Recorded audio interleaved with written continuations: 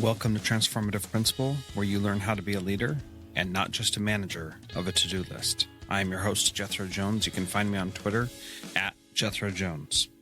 Your to-do list is a hungry monster that is never satisfied.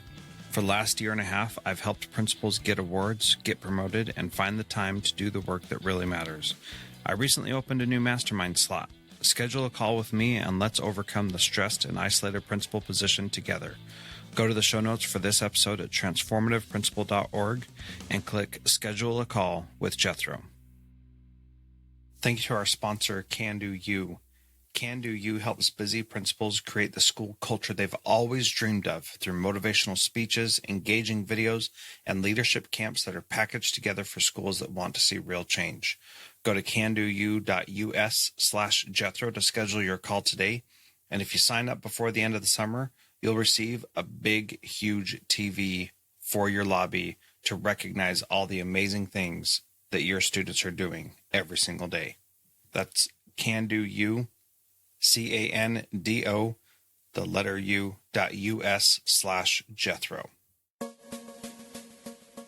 Hi, I'm Dan Kreines from the Leader of Learning podcast, a proud member of the Education Podcast Network, just like the show you're listening to right now.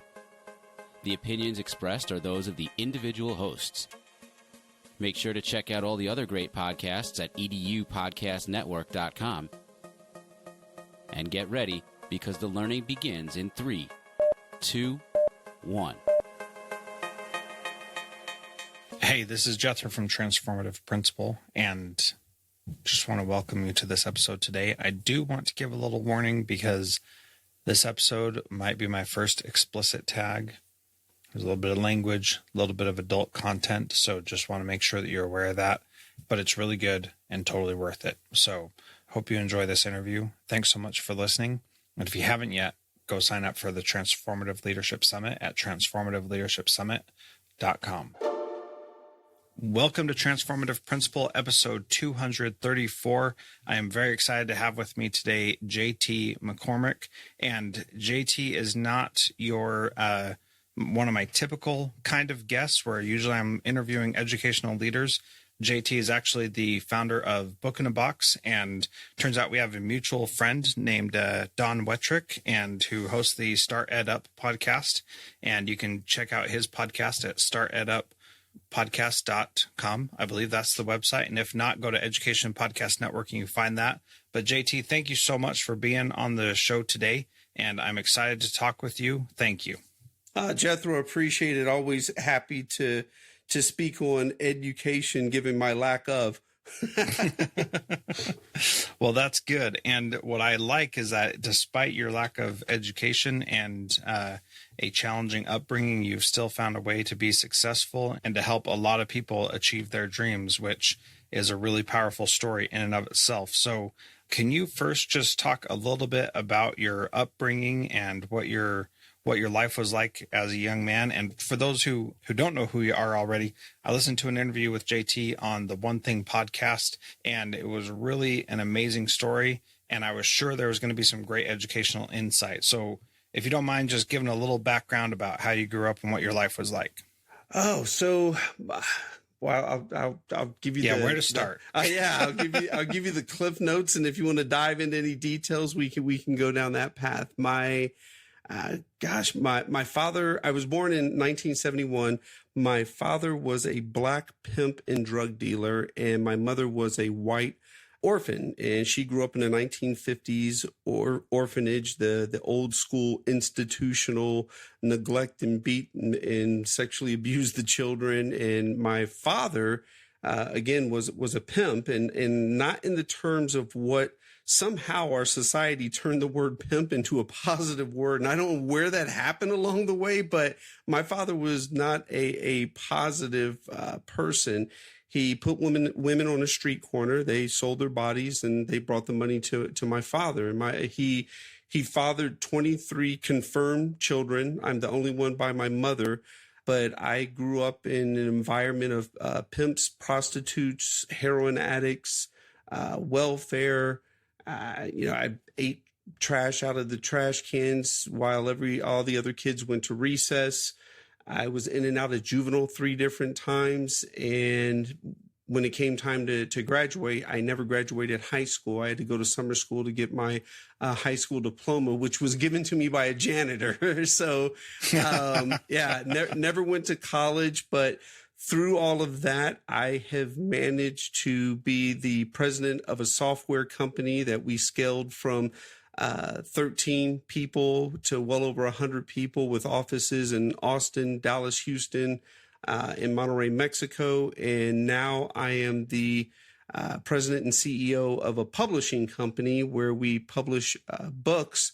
And, God bless America. Mindset, choices, hard work equals success. Yeah, I mean, that is amazing. And when I heard your story, I was sure there had to be somewhere in there a teacher or a principal or someone in school who really made an impact.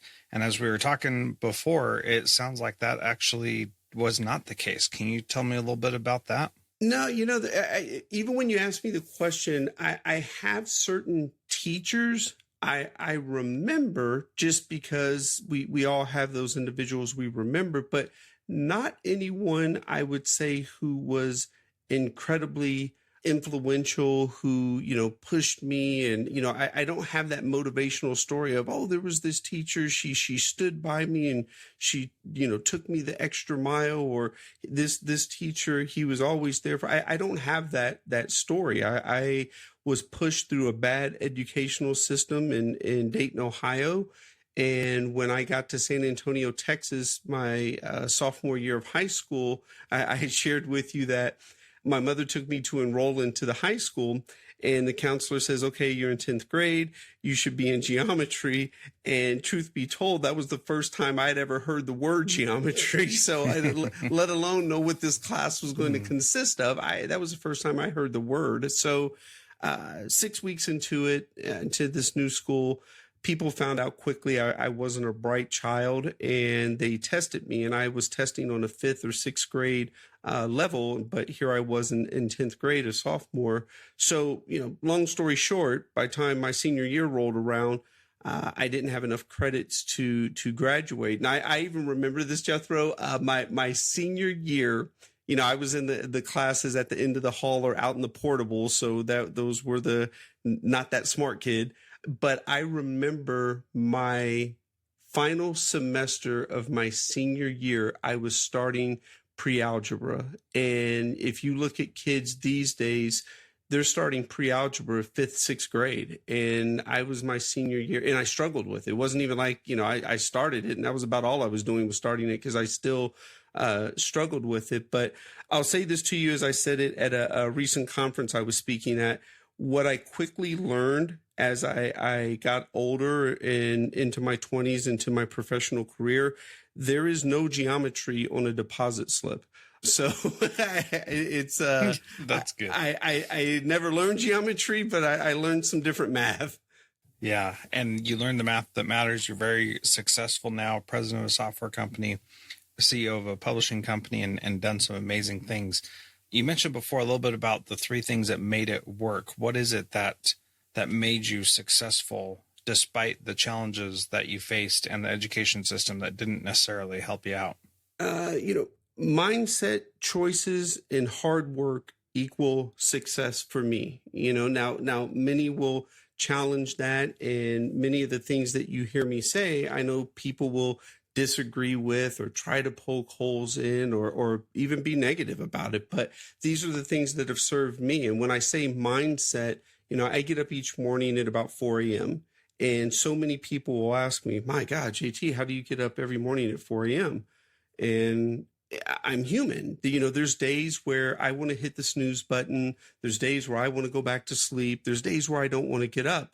But I think to myself, and I say to myself, okay, right now, there is a person in a hospital bed with cancer who's never going to leave that hospital room. They would give anything just to get up on their own 2 feet and walk to the restroom, let alone walk out of the hospital, just walk to the restroom. And I have the incredible gift that I get to get out of bed and achieve my dreams and goals. And if there's anything that I don't like in life, it's up to me to change it. And so that's just my mindset. And then choices, well, we all have the choice. Each morning I go to the gym, I've got to pass a McDonald's on the way. Jethro, I love McDonald's. I'll own it. Most people will say, oh, McDonald's. No, I'll own it. I love McDonald's. Especially those hash browns, There man. you go. See? Oh, man. Yep. But, I have the choice. Do I stop at McDonald's or do I go to the gym? And so it comes down to mindset, choices, and hard work. Hard work, man, I am not afraid of it. If Jethro, if you work 24 hours, I'm going 25. You go 36, I'm going 37. I am just not afraid to go the extra mile and do what's necessary to achieve my dreams and goals. And so where did that come from, JT? Because so many times we hear about people growing up in a situation like yours, or even a better situation than yours, and they get stuck in a victim mentality.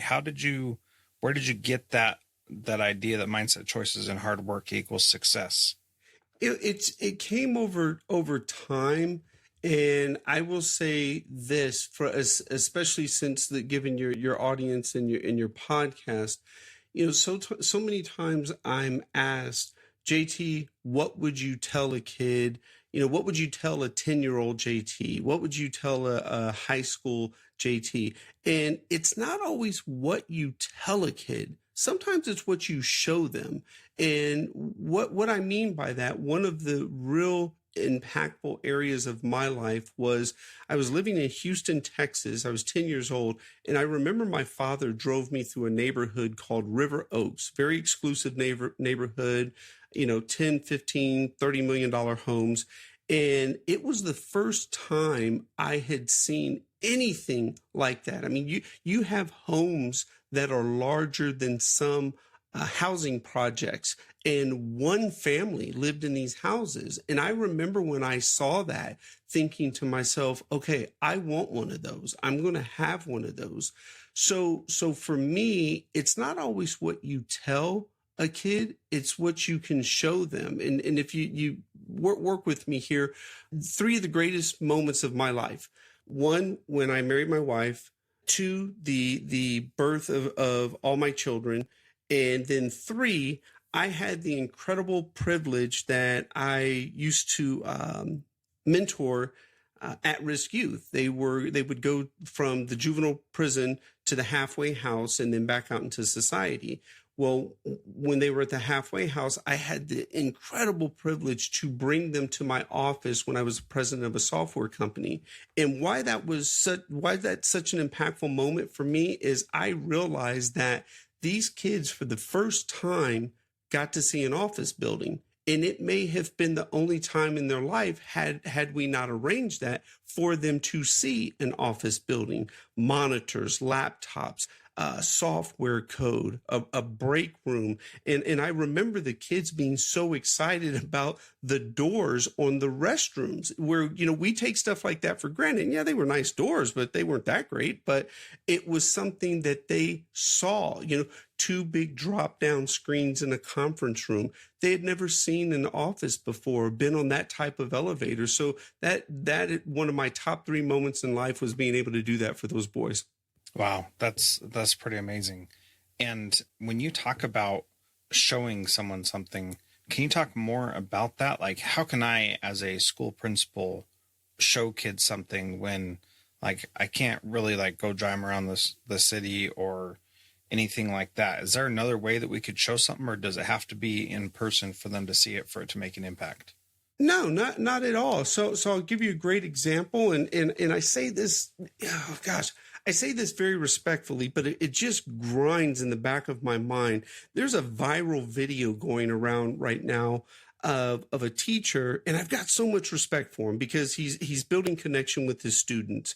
But these students line up, he stands in front of the door, and they do their custom handshakes that he has with each student. And I have an immense amount of respect for him because he's building a connection.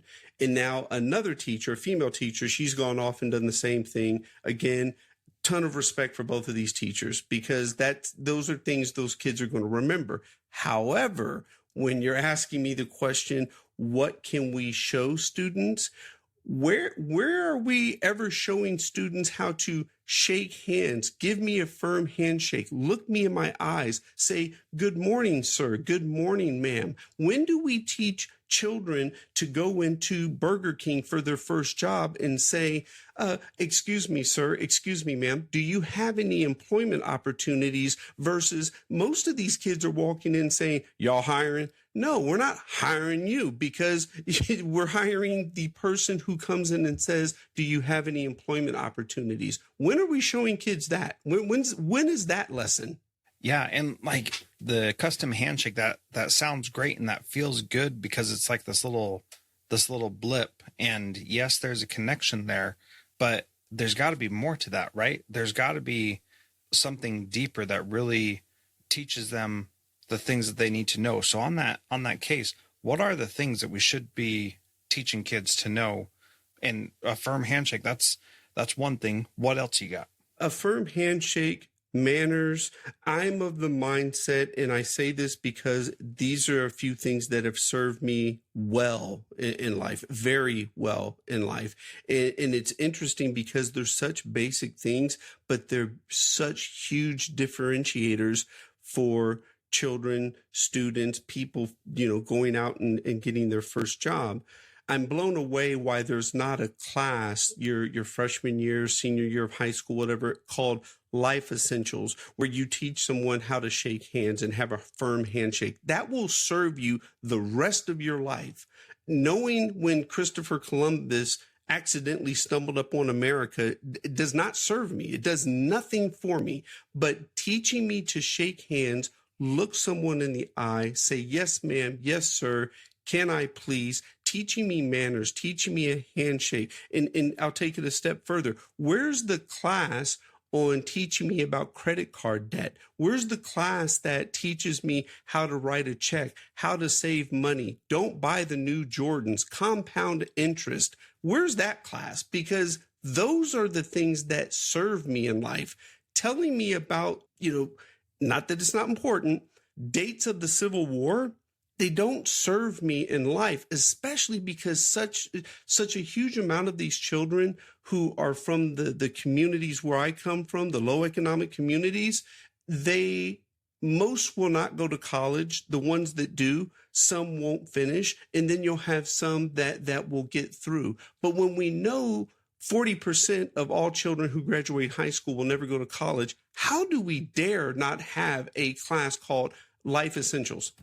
Yeah, I hear you. So you're going to love the story that I share right now about one of my teachers that was on the podcast last week. So those of you who are listening are going to hear it again, but it was so powerful that it's exactly what you're talking about. So she's a social studies teacher teaching about the Civil War. And she's like trying to figure out how she's going to have time to teach all the things that she needs to teach.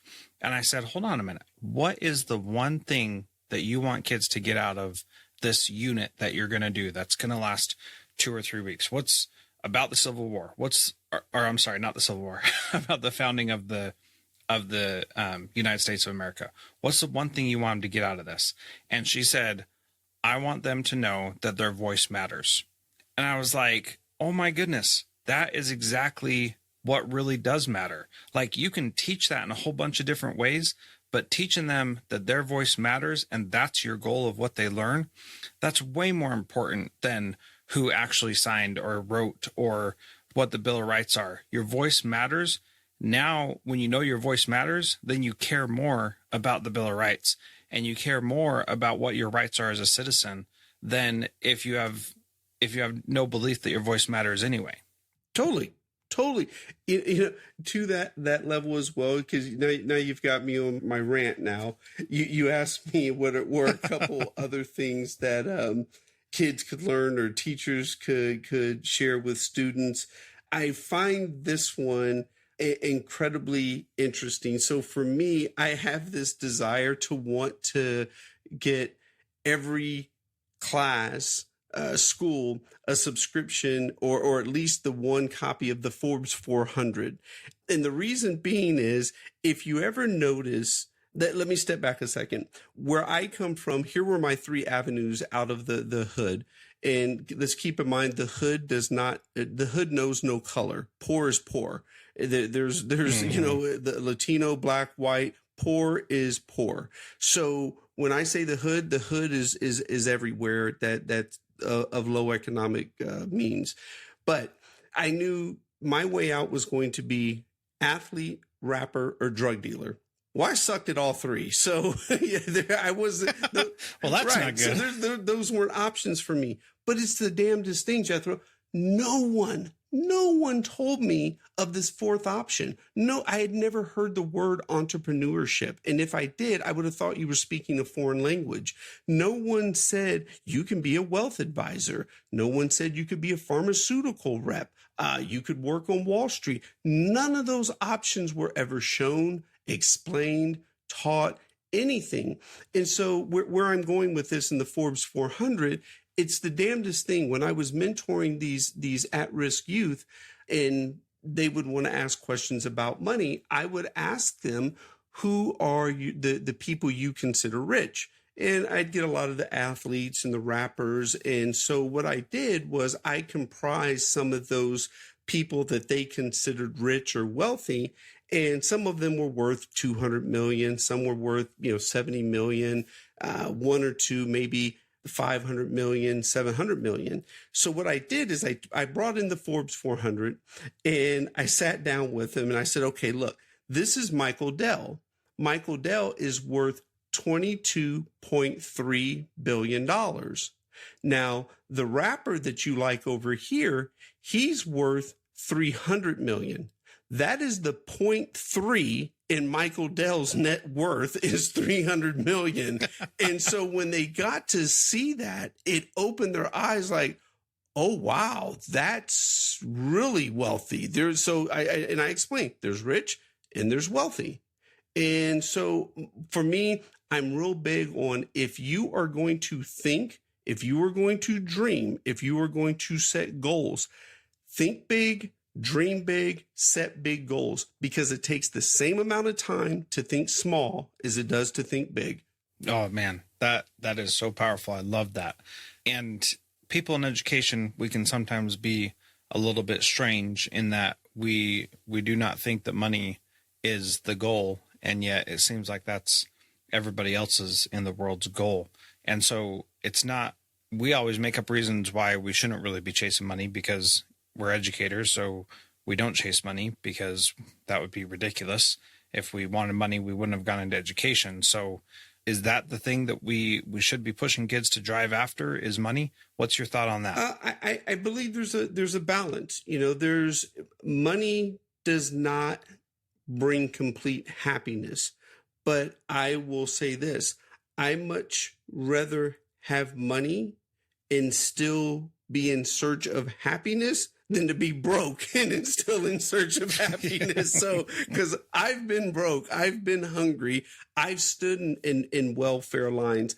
I express to people all the time that, growing up in the 70s, mixed race, half black, half white, was not cool, was not a good look. I was called everything from chocolate and vanilla swirl to Oreo cookie to color confused. And my favorite was zebra. And I remember coming home one day from the bus with my mom and finding all our belongings on a curb. And the landlord comes running out and says, I'm sorry for saying this, Jethro, but he gets in my mom's face and he says, no nigger lovers can live here. And I remember looking at my mom thinking to myself at 5 years old, wow, we have no money, we have no family, and we have no place to go. What are we going to do? And so when we say, yes, is money the goal? Is money what we're after? No, I've been fortunate that I've made some money now, and money does not bring complete happiness. But given that I've been poor and now I have money, I can tell you I much rather have money and continue to seek happiness than to be broke, hungry, and try to find happiness.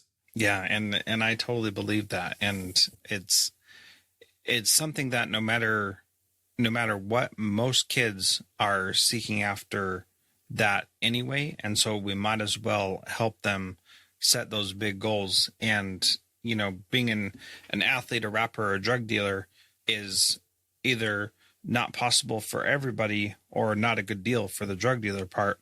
However, being an entrepreneur, that opens up so many different opportunities that you can be an entrepreneur, make a good living, and serve and bless a lot of people's lives, and also like have a very broad range of income from, just barely scraping by to really having a ton of income. What is it about being an entrepreneur that is so valuable and we should be focusing on more with our young people?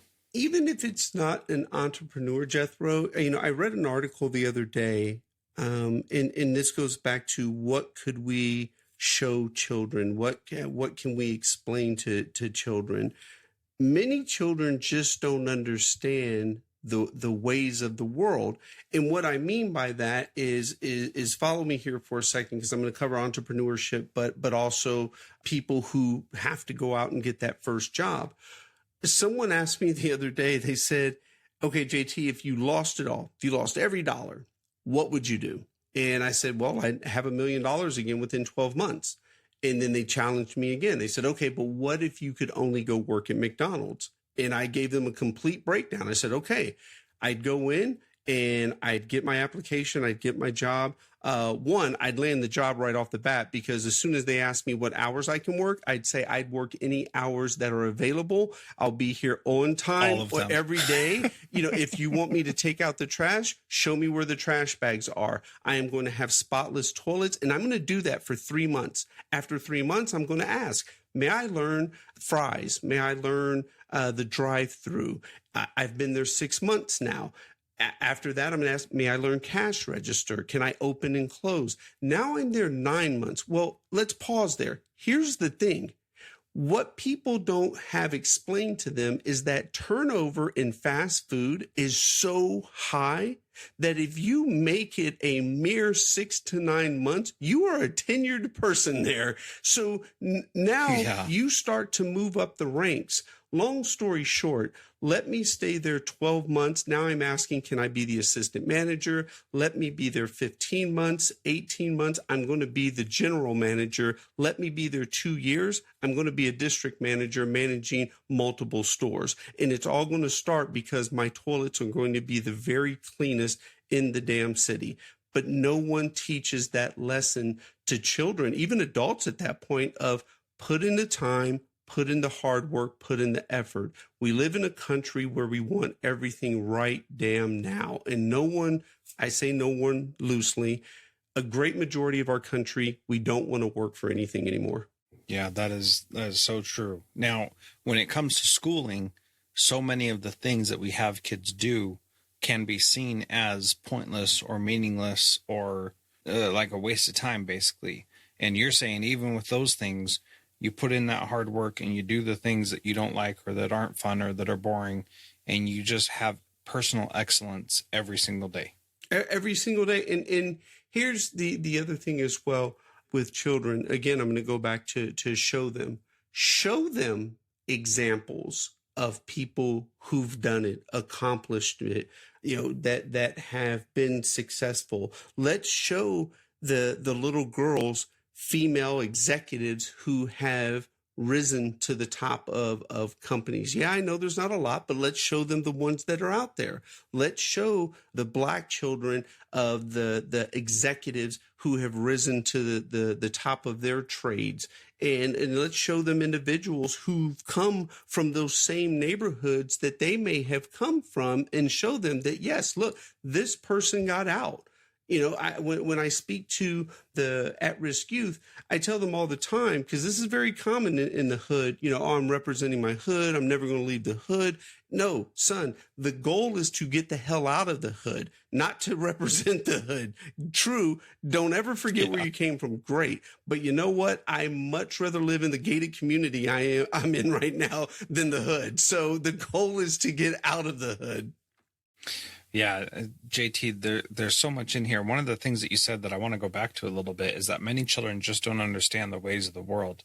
And you talked about your 3 avenues out of poverty. And honestly, one of the reasons that I became a teacher is that I love to teach people things. And I was naive enough as a young man graduating college to think that being a teacher was the way that you teach people.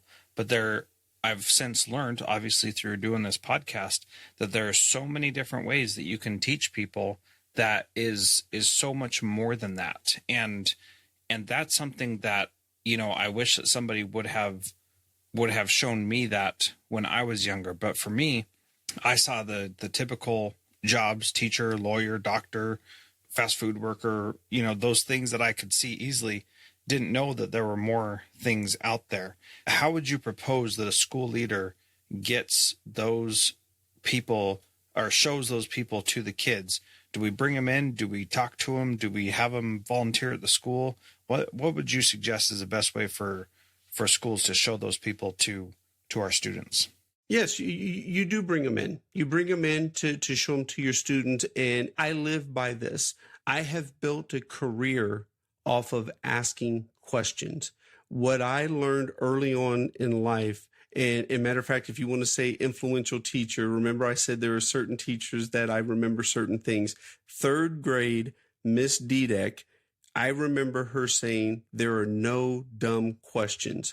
Well, I was that kid who took that literally, and to this day, I will sit in a C-suite conference room with Fortune 500 executives, and I am not afraid to ask for anything. If something is said in a meeting and I don't understand it, I'm asking a question, because the worst thing you can say to me is no. Maybe it's F off no, but it's no. But I'm going to keep asking. And for me, no just means not right now. And so I'm going to continue to pursue my goal, my dream. Nothing and no one will break me. And so, yes, bring those people in to show those students. And why I went on my no rant there for a second. Worst case scenario, if you tomorrow decide, okay, I'm going to call 3 local entrepreneurs, business owners, and see if they'll come to the school. Worst thing that's going to happen is they say no, but I'm willing to bet dollars that at least 2 of them say yes, because so many people truly do want to give back, but they too don't know where to start. Yeah, I've definitely seen that, and I've been able to connect with a lot of great people who have no reason to talk to me, this middle school principal up in Alaska. And yet here we are having this conversation, and you're inspiring me and the hundreds of people that are listening to this. So I just want to say thank you for that. You're welcome, sir. Thank you. The last question that I ask, and I've got a bunch more, but I want to respect your time. Last question I ask is, what is one thing that a principal can do this week to be a transformative leader? Show kids. You heard me talk about the Forbes 400. There's no secret that particular issue is one of the biggest selling magazines each year. And I understand from an education perspective, that's talking about money, but we keep score. That's why the magazine is printed. So yep. I would say to be transformative, show those children, show them how to shake a hand. When they shake your hand and they give you the dead limp handshake, tell that child, okay, firm it up, squeeze my hand, look me in the eye, say good morning, sir, good morning, ma'am. Teach that child some manners, because repetition, routine, discipline, structure, those are all the things that go into success. My whole week, my days are so structured, routine, discipline, but that routine and that discipline, that structure, that's what breeds success. And if you can show a child someone who has done it, that's golden, it's platinum, it's priceless, because now they have something to measure that, oh, wow, he did it, she did it, I can do it. Yeah, that is definitely powerful. So people want to learn more about you, JT. Where can they connect with you and learn more from you? Oh, gosh, as you know, I answer all my emails. Thank you. My email is jt@bookinabox.com. Easiest place to find me is on LinkedIn. There's a website our company has created. It's jtmccormick.com. So there's all kinds of different places you can find me. And then the book itself, I did my book, and it was really for my children. I never, ever intended for my book to go public. I wanted to write my children my story so they would know where I came from. I wanted them to know that I don't know where my last name comes from. My mother was given that name in a children's home, and she has no clue where it comes from. I wanted my children to know, and I want to share this with your audience. So if you give me the 2 minutes here. Absolutely. So much of life, the other piece that to share with the children there at your school is, as children, we didn't choose our parents. I didn't choose to have a pimp father and an orphan mother. That's what I was given. My children, I have 3 of them. They kind of won the lottery on parents. They got a great dad, a great mom. They live a great lifestyle, but that's what they didn't get to choose. This is what they were given.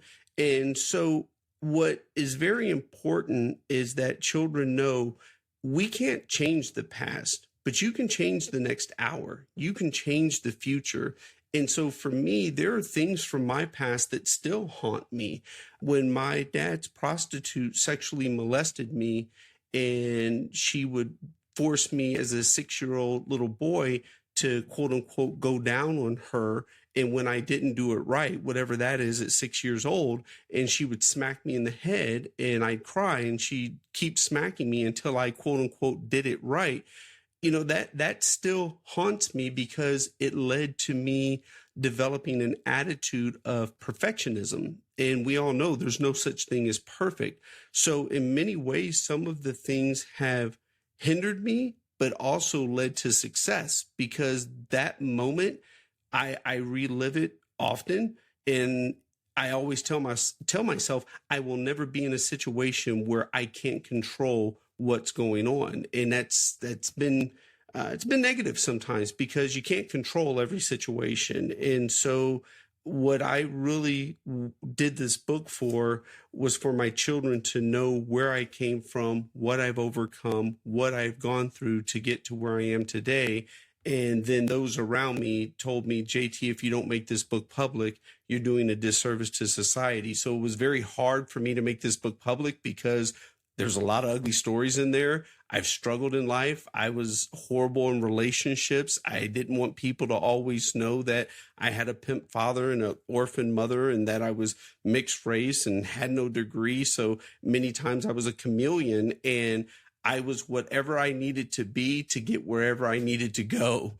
And so when that book came out, it really just exposed everything about me. But I've come to learn that I want other children to realize, doesn't matter your circumstances, you can get out of that shit. Oh, sorry, Jethro. That's all right.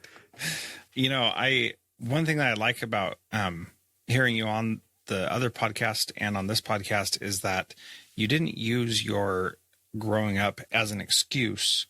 You used it as a recognition of that's what it was, and what am I going to do about it? And really, like, stuff happens all the time. Some good, some bad, some in our control, some out of our control. And the only thing that we really can control is how we react to that. And like you describing those awful experiences that have shaped you into who you are, you figured out a way to be not in love with that, not happy about it, but how to use that to your advantage and use that to tell your story in a positive way. And I'm just so inspired by that, because so many people think that their life is awful because it's what's right in front of them. And they can get caught up in their own personal drama when, yes, it could be much worse, and they can still control so much about their situation, even if they feel like they can't control it. And so I just want to say thank you again, JT. This has been awesome for me, and I so appreciate your time. No, I appreciate it, Jethro, and I'll leave it at this. My mother used to say, make a comment when I was a kid all the time. She would always try and reassure me, and she would always say, well, there's people worse off than us. And we were pretty poor. We would always make the joke that we were so poor we couldn't afford the O and the R. We were just po. And so, but we were U.S. poor. I always say that because God knows there's other countries there's a whole different definition of poor out there. But my mother would always say there's people worse off than us. And I remember even as a child, I would say to myself, well, there's people better off than us too. And I'm going to focus on them because I can't say it enough. You can't change the past. No matter how much you sit and want to be a victim or blame someone else or complain, you cannot change it. But man, I can change the next hour. When I get off this call with you, I can get on my laptop and I can study leadership. I can study business. I can study the stock market and I can be anything in this world truly that I want to be. God knows, here I am, 46 years old. Never in a million years when I was 15 years old would I have thought someone was going to want to hear my story on a podcast. And I damn sure didn't ever think that I'd be a president of a software company that can't write code and now a CEO of a publishing company. And I can't tell you an adverb from a pronoun. God bless America. That is so true. So that was a great interview with JT, and I am feeling so inspired to continue the work that I'm doing. And I asked him afterward what I could do to help him out. And he said, you know, if you keep on getting out there and keep showing kids what's possible, that would be helping me out. And so he asked also if I would remind you to help people see what is possible and show kids what's possible. So if you could do that also, show kids. I know that right now I am ordering a copy of the Forbes 400 and I'm going to just have that sitting in my office. When kids are in there, I want them to look at it. And that was a small, simple thing that we can each do, something to show them something that is better. Thanks so much for listening to Transformative Principal.